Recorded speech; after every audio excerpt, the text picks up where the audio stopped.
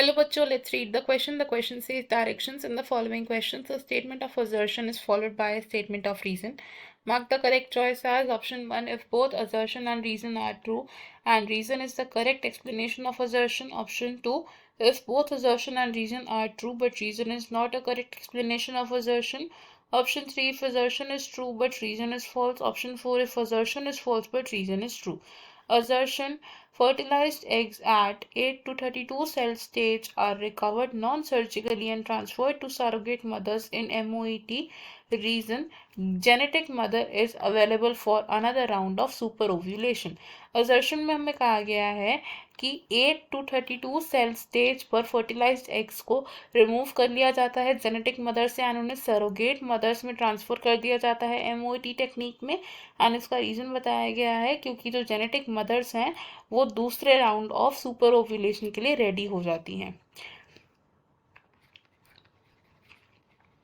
इस क्वेश्चन में अगर हम बात करें की कॉन्सेप्ट की, तो the key concept here will be MOET।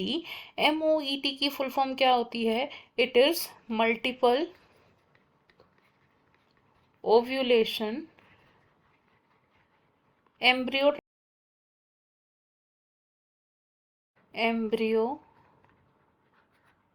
Transfer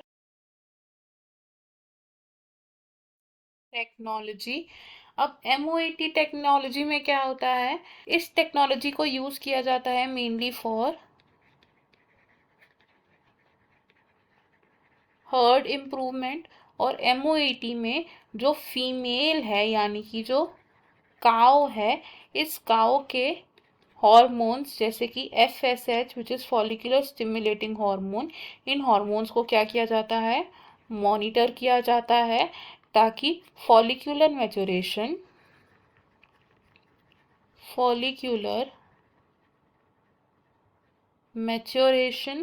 and super ovulation को क्या किया जाए? इन्हें इंड्यूस किया जाए। और सुपर ओव्यूलेशन क्या होता है?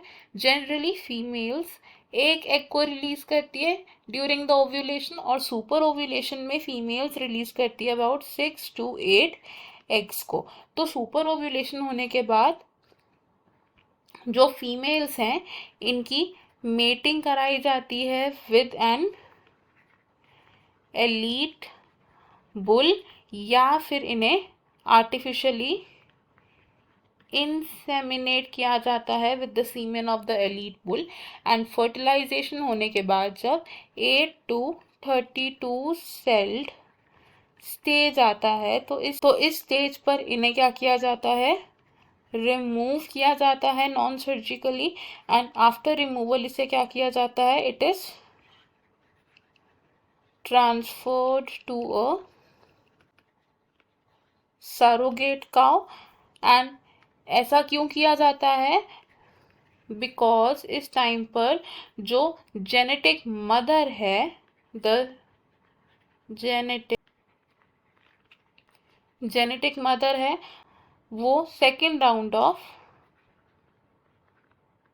सुपर ओव्यूलेशन के लिए रेडी होती है। तो इससे क्या होता है कि मोर नंबर ऑफ ऑफस्प्रिंग्स हम ऑब्टेन कर सकते हैं।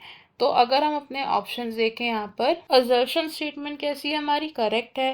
रीजन स्टेटमेंट भी करेक्ट है एंड रीजन असर्शन को करेक्टली एक्सप्लेन कर रहा है। तो हमारा करेक्ट आंसर है यहाँ पर ऑप्शन नंबर 1।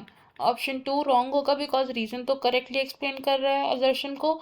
ऑप्शन 3 भी रॉन्ग होगा बिकॉज रीजन स्टेटमेंट हमारी ट्रू है। एंड ऑप्शन 4 भी रॉन्ग होगा बिकॉज असर्शन स्टेटमेंट ट्रू है।